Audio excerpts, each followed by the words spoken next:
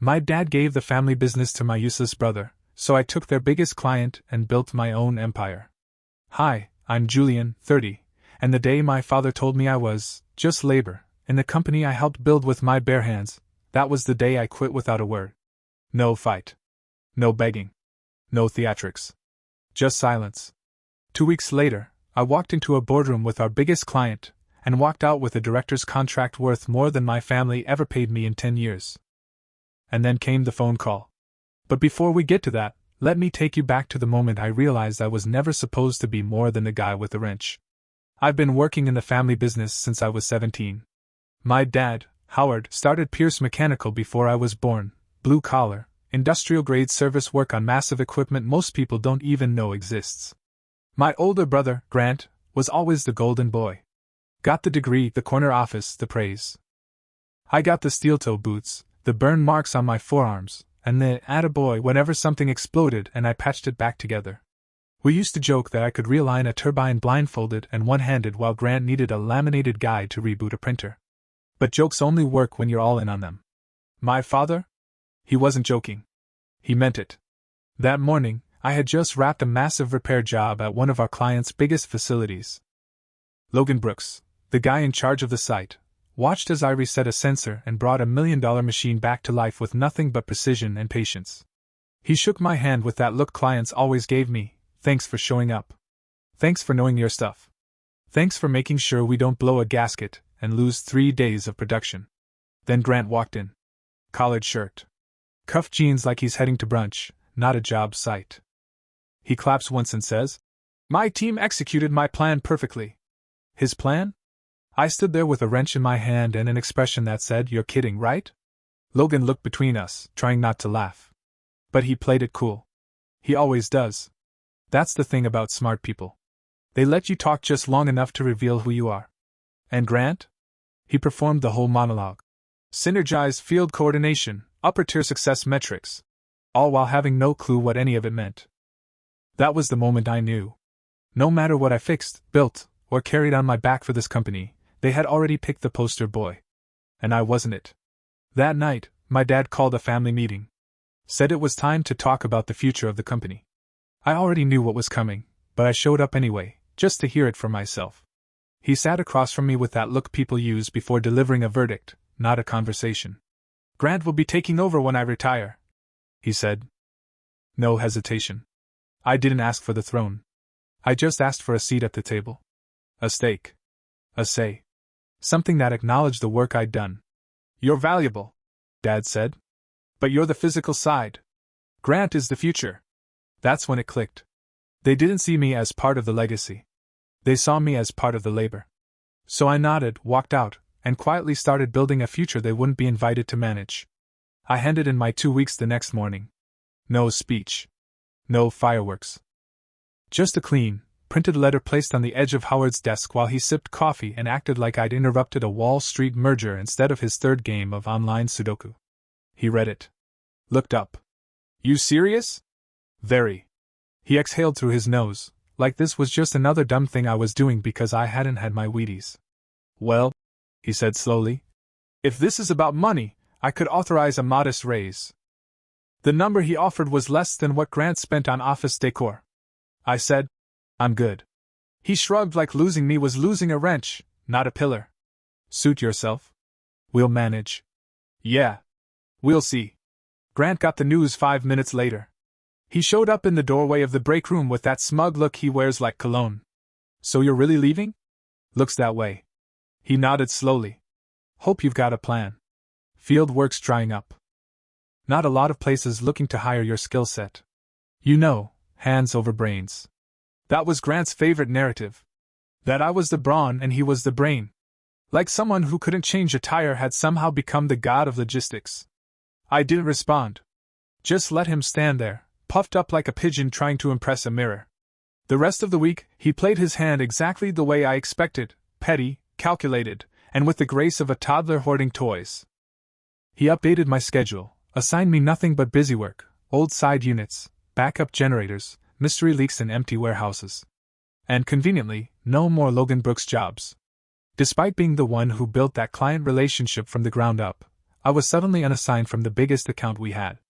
At first, I thought maybe it was a clerical thing. But then I heard Grant in the hall saying to one of the junior techs, loud enough for me to hear, "Once Julian's gone, we'll be more streamlined." Honestly, he was never essential. Just labor. Just labor. Not my brother. Not lead tech. Not even field supervisor. Which is what I was officially listed as on the last 3 contracts I handled. Just labor. I didn't get mad. I got quiet. That's when you should worry. The new hire they stuck me with, Austin, was a kid with good intentions and the experience level of a YouTube tutorial. He showed up on day 1 without gloves, called a torque wrench a tight thingy, and nearly walked into an active exhaust pipe because he didn't know what hot meant on industrial steel. I didn't take it out on him. Kid didn't ask to be a pawn. I trained him best I could. But I knew exactly what Grant was doing. He was trying to erase me before I'd even left. Strip me down to the guy who fixed things, so no one would remember I was also the guy who held it all together. He had no idea he was pushing me straight into the move that would cost them everything. Logan Brooks called me directly 2 days before my last shift. Not a text. Not a calendar invite. A straight-up phone call, which he never does unless something's smoking or sparking. "You around?" he asked. "Still technically on the payroll," I said, rolling a socket set back into its case. "Good. I need you on site tomorrow. Something's off with the 9T alignment again. Grant's been dodging calls." Of course he had. Next morning, I pulled into the Brooks facility, toolbox in the bed, gloves already on. Logan was waiting by the gate, arms crossed, looking like someone had handed him a migraine for breakfast. "Appreciate you coming," he said. "Appreciate someone actually needing me." He gave me a look. Not pity, respect. It made a weird knot form behind my ribs. I was used to being called when things broke. Not when things mattered. As I started diagnostics, Logan hovered. Not intrusive, just present. After a few minutes, he said, "Been meaning to talk to you." "About?" "Your brother," he said carefully. "We've had some issues." I didn't flinch. Just kept working. He continued, "Missed pricing quotes, wrong inventory shipped, errors in maintenance logs. He's not responsive. And when he is, it's like he's trying to gaslight us into thinking we're the problem." That tracked. I tightened one bolt, straightened up, and said, "You're not the problem. You just expect competence." Logan snorted. "Exactly." Then he looked me dead in the eye. "Victor's been watching all this closely. He's not happy. Victor Hale. His boss. The decision maker. The guy who writes the checks and signs the deals.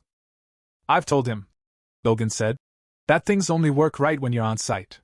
That's when he paused, like he was choosing his next words like cards from a deck. "He wants to bring field operations in-house," he said. "And he wants you to run them." I stared at him. "Wait, what?" Logan nodded. "Director level. Full authority. Your own hires. Your own department. Real budget. No micromanagement." For a second, the world narrowed to the faint hum of the machinery I just brought back to life. I blinked. Not because I didn't believe it, but because I did. This was real. "You're offering me their biggest account," I said. "No," Logan said. "They lost their biggest account the second they lost you." I didn't say anything right away. Just flexed my fingers and let the idea settle. "You'd be reporting directly to Victor," Logan added. "He wants to meet you tomorrow. Make it official. But only if you want the chair." I looked down at my grease-stained hands. The same hands they'd called just labor. The same hands that built everything they were about to lose. I looked back at Logan. "Yeah," I said. "I want the chair." Victor Hale didn't waste time with small talk. We met the next morning in a quiet corner office overlooking the docks. No handshake fluff, no ego parade. Just a nod and a, "Have a seat." The kind of guy who speaks like his words are timed for efficiency. "You know the equipment," he said, glancing at the report Logan had prepped. "You know the field. You don't need to prove yourself. But I do need to know if you're built for more than fixing things." "I've been doing more than fixing things my whole life," I said. Nobody noticed. He raised an eyebrow. Not sarcastic, interested. "So tell me what you need to run this your way." I didn't hesitate. I'd been dreaming of that question in silence for years. I want a 3-year contract. Locked pay, none of this will see how things go garbage. I choose the equipment, no budget cap if it's justified. I get to hire 2 techs myself. And I want the title to match the responsibility. Director. Not consultant. Not field lead. Director. Victor leaned back in his chair, expression unreadable. And salary? I gave him a number. A real one. Not inflated. Not shy. Just what I knew my work was worth after 10 years of doing the impossible for people who called me replaceable. He didn't blink. Just nodded. Reasonable, he said. In fact, more reasonable than I expected. Every hour that line's down, we bleed 6 figures. I have a standing budget to make sure that doesn't happen. Then he laid it out. 3-year contract. Pay well above market. Full benefits, office space, equipment budget under my discretion. 2 hires my call. Direct reporting line to him. No chain of command. No layers of egos. Just clarity. This isn't a job, Victor said. It's a build. You'll design this team from scratch. And if it works, we scale it. Fast. I felt a click. This wasn't just a promotion. This was freedom. Take a day to think it over. He added. I already have. I said. I'm in. We shook hands. Not as equals. Not yet. But as 2 men who understood what the other brought to the table. And just like that, I was done being just labor. I walked out of that office with a signed offer and a blueprint for something I'd never been given before. Ownership. I didn't tell my family right away. Not because I owed them anything, but because I wanted to deliver the news face to face, without spin, without their usual weaponized concern. But the night before I planned to tell them, Howard ambushed me in the shop. I was grabbing a tool case when he stepped out of his office like he'd been practicing his expression in the mirror. Julian, he said, voice softer than usual. Got a minute? That tone. That fatherly tone. It had the scent of manipulation underneath it, the way someone says, let's talk, when they really mean, sit down while I remind you who's boss. Still, I turned. What's up? He folded his arms like he was bracing for applause. I know things have been tense, he began. But I want you to remember something. Here it came. Family comes first. The phrase landed like a door slamming in reverse. Polite. Paternal. But firm. A warning wrapped in nostalgia. You need to remember who gave you a job, he continued. Who trained you? Who made sure you had a place here when others wouldn't have? I didn't respond. I just let him dig the hole. This business, Grant, needs you. We all do. Don't throw that away because you're upset. Upset. That was the word they always reached for when I wasn't grinning and nodding on cue. He wasn't apologizing. He was circling me. Making sure I still saw the leash, even if it wasn't there anymore. Anything else? I asked flatly. Howard blinked like I'd skipped a step. No. Just wanted to say that before you do anything foolish. Good to know, I said, and walked away. Whatever flicker of hope I'd had that maybe, they'd finally get it. Gone. Burned out like a fuse long overdue. The next morning, I walked into the office early. Howard, Marianne, and Grant were already there. Like they'd held a secret meeting and preloaded the intervention. Perfect. I shut the door. I'm taking another job, I said. With the Brooks account. I've accepted their offer. It was like dropping a wrench in an empty warehouse. Howard's face turned the color of a bad gasket. Marianne gasped like I'd announced I was selling state secrets. Grant smiled. You do realize you signed a non-compete, right? He said, smug oozing from every syllable. I didn't even blink. No, I didn't. I checked my copies. Every document. Every dotted line. I stepped forward. You show me where I signed a non-compete, Grant. Go ahead. I'll wait. Grant froze. No folder. No laptop. No PDF. Just silence. Because it didn't exist. He made it up. Howard didn't miss a beat. Regardless of paperwork, you owe loyalty to this family. There it was. The fallback. Not logic. Not fairness. Loyalty. I laughed once, short, sharp. You told me Grant would get the company because of his degree and birth order. You told me I wasn't built for ownership. And now that someone else sees my value? Suddenly I'm family again? Marianne tried the soft approach. Your father knows what's best. Don't betray the family over emotion. I looked her dead in the eye. You want my loyalty without ever giving me yours. I turned to Grant.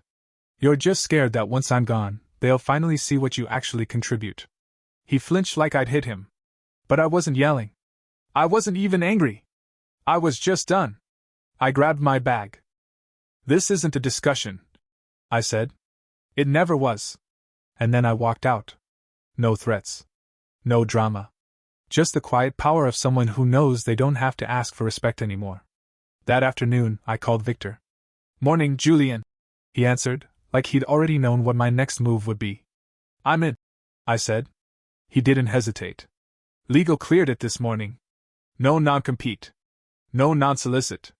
HR will send the onboarding packet. Your pay starts today. He paused, then added, no point paying you to sit in an empty room. I hung up, exhaled, and let the silence wash over me. For the first time in years, I didn't feel like I was waiting for someone to give me permission to matter. The next few mornings felt weird in the best way. I'd wake up without that gut knot that came from waiting for Grant to screw something up and blame it on me. No endless spreadsheets, no frantic texts from Marianne trying to mediate, no hallway glares disguised as professionalism. Just coffee, fresh air, and the feeling of actual forward motion. Victor gave me full control of the setup. I spent the first week selecting the rail gear, top-tier equipment that wouldn't break down every month like the cheap junk Dad insisted on. If I was building a department from scratch, it was going to last. Next came staffing. I got to interview my own hires, no nepotism, no favors, no. He's a cousin of someone's friend. Just talent and work ethic. I chose two. Raymond Soto, mid-40s, no nonsense, had been laid off from a plant that shut down during a buyout. Guy knew his machines like they were old friends and could troubleshoot blindfolded. And Corey Lane, 26, eager, sharp, and humble. The type who asked questions instead of pretending to know everything. I saw pieces of myself in him, minus the years of being talked down to. I trained them like a leader should. Clear, direct, without treating them like they were stupid or disposable. I walked them through calibrations, stress testing, sensor logic. Not just how to do it, but why it mattered. By the end of the month, the three of us were a machine. No drama. No ego. No nonsense. Just results. Meanwhile, I hadn't heard a word from the Pierce camp. No calls. No emails. Not even a guilt text from Mom. It wasn't silence born of acceptance. It was the silence of a family realizing they no longer had a hold. But their quiet didn't last. 3 weeks in, Logan pulled me aside during a walk-through. Thought you should know, he said. Right after you left, Howard and Grant called Victor. Of course they did. They tried to talk him out of hiring you. Said you were unreliable. Temporary labor. I didn't even blink. What did Victor say? Logan smiled. He hung up. That's when it truly landed. I hadn't just escaped a sinking ship. I'd built something better. A month into my new role, the cracks in the Pierce family empire were turning into full-on structural failures. I didn't seek out the updates, they found me. My cousin Tessa, who worked in the front office part-time, started sending quiet messages like lifeboats from a capsizing cruise ship. They laid off 2 techs this week. They lost the Connor account. Grant blamed it on pricing errors, but it was scheduling. Again. Dad says your brother's trying to learn the field side. He broke a calibrator just turning it on. I never asked for these details, but they kept rolling in like echoes of a house that once treated me like furniture. Then came the call. Unknown number. Midweek. I answered out of habit. Julian. My father's voice said, casual like we were catching up after a golf trip we never took. It's been a while, he said. Uh-huh, I replied, already bracing for the twist. I've been thinking, he said. We want to offer you a partnership. That word, partnership, used to mean something. Now it felt like a baited hook dipped in nostalgia. Okay, I said, keeping my tone neutral. What kind? Well, he said, shifting into the pitch. We'd work out a small ownership percentage. You'd still report to Grant, of course. He's handling the decision-making, but you'd have a stake. Profit share, name on the door. I think it's a fair compromise. I almost laughed. Nothing's changed, I said. That's a ribbon on the same empty box. It's not like that, he said, defensive now. It's a serious offer. So is my answer. I said. No. Silence. Like he'd expected me to cave out of habit. I'm doing fine where I am, I added. He tried one last guilt swing. This family made its choice. I cut in. Now I'm making mine. I hung up before he could twist it further. Back at my desk, I looked around. My name on the door. My department. My hires. My budget. And for the first time in my working life, my peace. No one hovering. No one rewriting history. No one cashing in on my labor while calling it luck. I didn't hate them. I just stopped making space for people who only saw my value when someone else did first. A year later, my department was humming like a perfectly tuned system, because that's exactly what we built. Raymond handled diagnostics like a surgeon. Corey had grown into a confident tech who could run his own crew if he wanted. And me? I didn't just manage, I led. From strategy meetings to equipment specs, every decision came through my desk, not around it. We'd reduce line downtime by 40%. Slash costs on parts because I stopped ordering junk and started using machines that didn't need CPR every quarter. Victor even brought me into executive planning meetings, something I never imagined when I was still pulling double shifts in steel-toe boots while Grant fumbled with a whiteboard. Our work got noticed. More than once, Victor pulled me aside after a tour with some suit in a navy blazer and said, "They're asking what it would take to clone you. Good luck with that." Meanwhile, back at the family business, the emails started again. First from Marianne. "Just checking in. Hope you're well." Then from Grant. "Would be great to connect sometime. Maybe go over a few things." I didn't respond. Then came the real kicker, a job listing posted online. Pierce Mechanical, Field Operations Manager, urgent hire. Responsibilities? Almost word for word my old job. I screenshotted it. Sent it to Logan. He replied with a crying laugh emoji and they finally noticed the hole.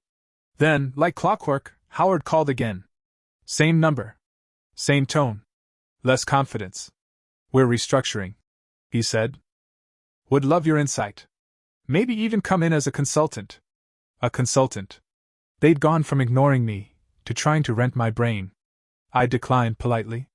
"No hard feelings," I said. "But I'm building something that doesn't need to be fixed every time I walk away from it." He didn't fight me this time. Just sighed. "You always were good with your hands." I smiled. "Turns out I'm better with decisions." That night I sat in my office, lights low, the faint hum of a new unit spinning perfectly behind the wall, and I thought about how far I'd come. Not just in title or salary. In self-worth. I didn't climb a ladder. I built a new one. And while my family waited for me to fall, I just kept stepping up. One afternoon, I got a message from Corey. "You've got visitors." I walked out to the reception area, and there they were, Howard, Marianne, and Grant, standing like a boardroom on legs. They looked smaller than I remembered. Older, too. My mother stepped forward, forced a smile. "We thought we'd come see what you've built," she said, like that excused the years of pretending I hadn't built anything at all. Grant tried to chime in. "We've been reflecting. Maybe we didn't handle things right." "Maybe?" I said, calm. "Not cruel, just done." Howard cleared his throat. "We'd like to learn. From you." That stopped me for a second.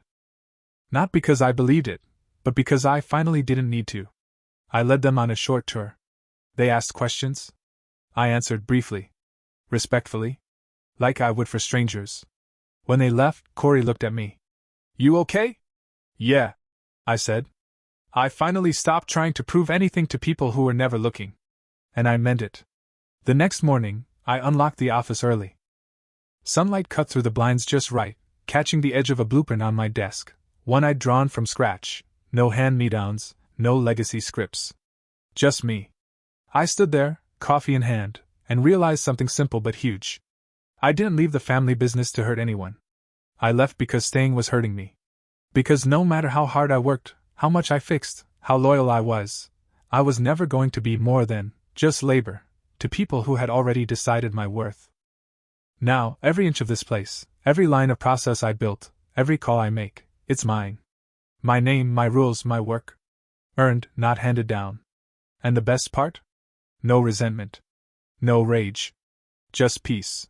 My phone buzzed. Logan, sending over the next expansion proposal. I smiled. Let the Pierce business blame the economy or bad luck. Let Grant keep pretending. I'm not looking back. Because I didn't just walk away. I walked into something better.